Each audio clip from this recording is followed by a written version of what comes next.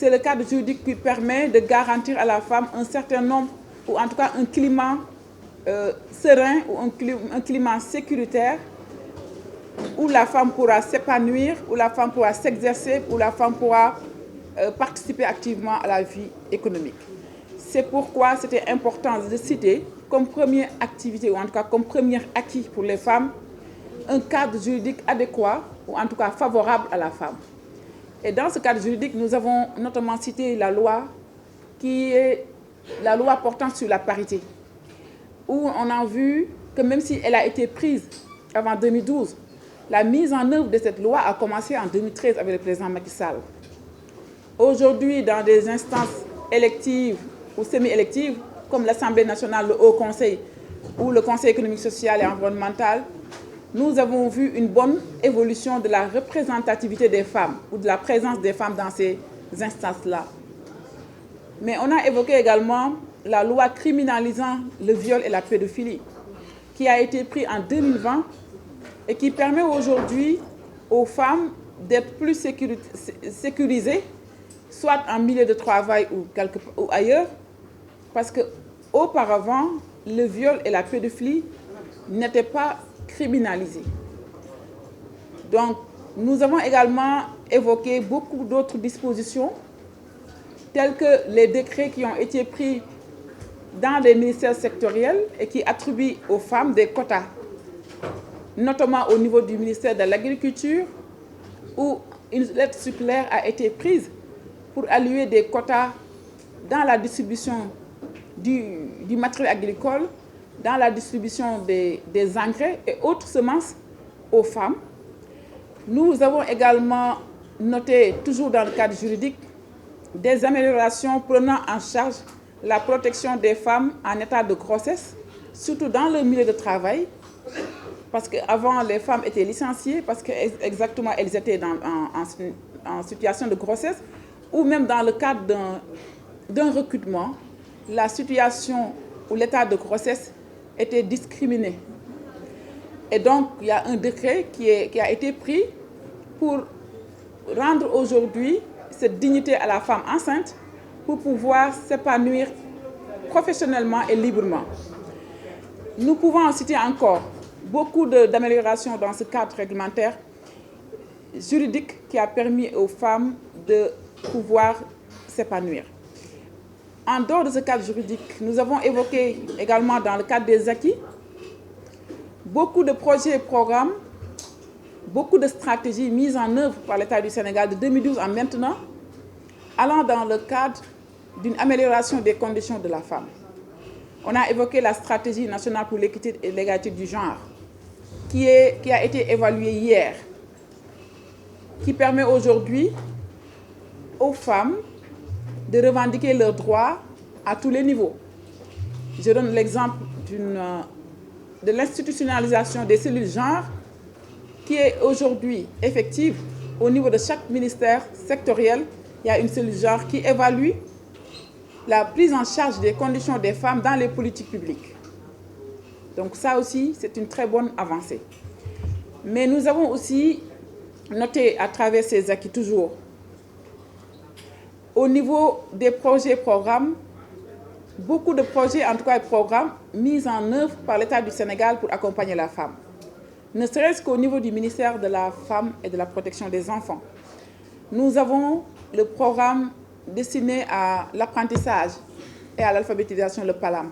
Nous avons le PADES, le programme de développement économique et social du Sénégal.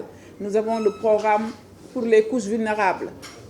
On a beaucoup de projets et programmes formulés de 2012 à maintenant en relation avec les bailleurs et qui sont orientés, pris en charge des besoins des femmes. Ça, c'est dans le cadre institutionnel. Mais en dehors de ces projets et programmes, nous avons tous les programmes sociaux, ou comment on l'appelle les marqueurs sociaux, initiés par le président Macky Sall, qui ont un fort impact dans les conditions des femmes. On peut citer notamment le PUDC, le PUMA, Promoville, la couverture maladie universelle, les bourses de sécurité. Tous ces programmes, tous ces marqueurs ont des impacts réels sur la condition féminine. Et c'est pour dire qu'en plus de ces projets et programmes développés et formulés exclusivement pour la prise en charge des besoins des femmes, les marqueurs sociaux également entrent dans le cadre de l'institutionnalisation des besoins des femmes. Maintenant, au niveau des outils et mécanismes, nous avons également noté dans le cadre de cette présentation de tout à l'heure la mise en place de la DER, qui est la Délégation générale d'entrepreneuriat rapide des femmes et des jeunes, où la déléguée a présenté pour dire que 82% de ces financements sont alloués aux femmes. Donc c'est un instrument, c'est un outil qu'on peut dédier à la femme. Mais surtout, les fonds dédiés qui se trouvent au niveau du ministère de la Femme. Nous avons le fonds Crédit Femmes, le fonds Entrepreneuriat Féminin, 2 fonds dédiés exclusivement à accompagner les femmes. Nous avons vu l'évolution de ces fonds de 2000 à maintenant. On passe de 200 millions à plus de 6 milliards pour montrer quels sont les efforts consentis pour améliorer ces fonds en vue de prendre en charge les besoins des femmes. Par ailleurs, en dehors de ces fonds, nous avons aussi le 3FPT, qui est un instrument d'accompagnement pour impulser le potentiel économique des femmes. Donc, et qui intervient sur l'aspect capital humain féminin, à travers des formations, à travers de l'encadrement, qui booste vraiment la capacité des femmes, la capacité managériale, et qui fait beaucoup de choses pour les femmes.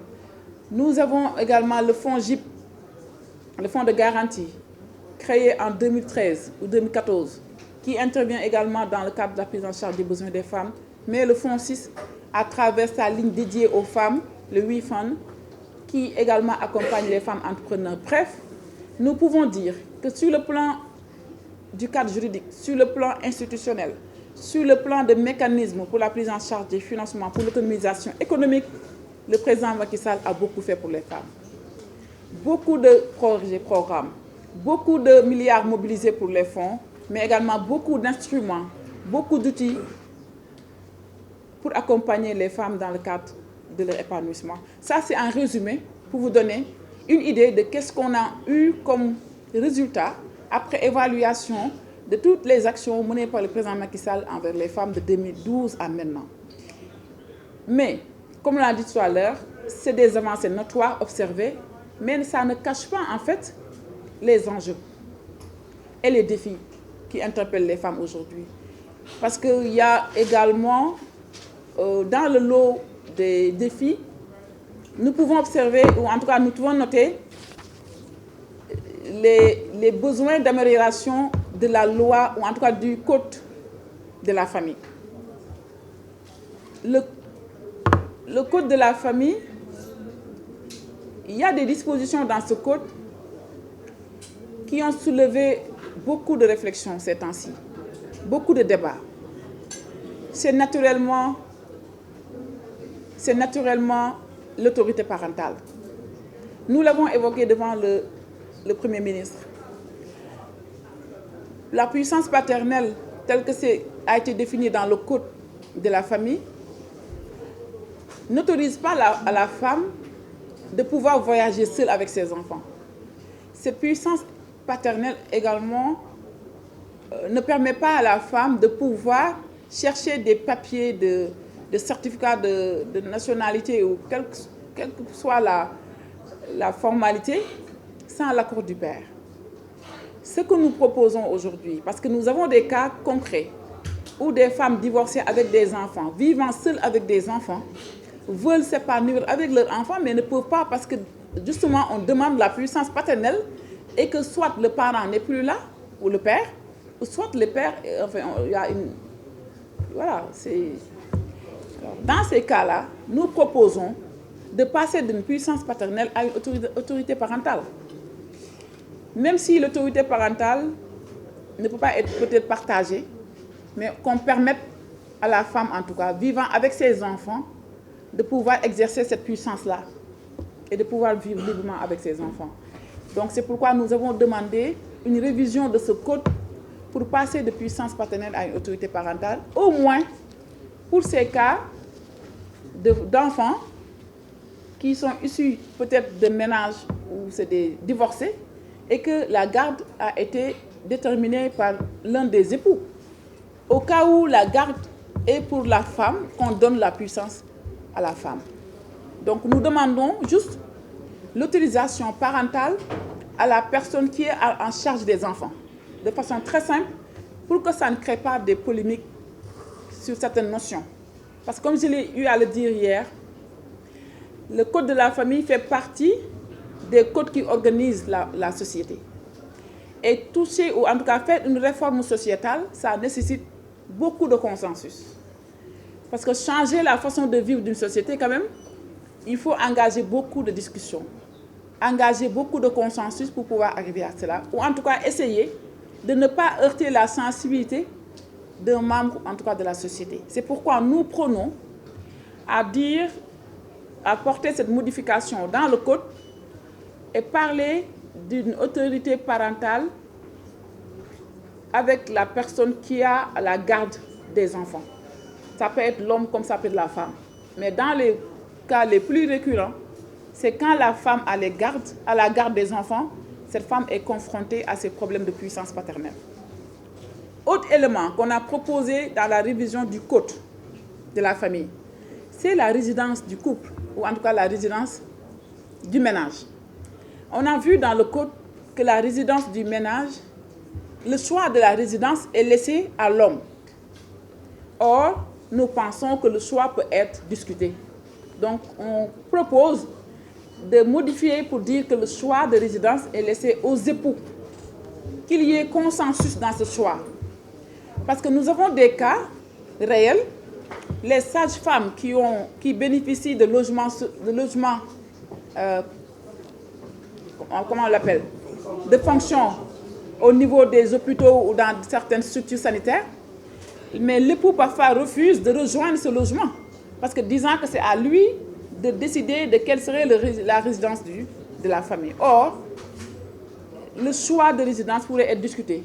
Pour nous, c'est beaucoup plus facile, beaucoup plus simple pour régler certaines préoccupations.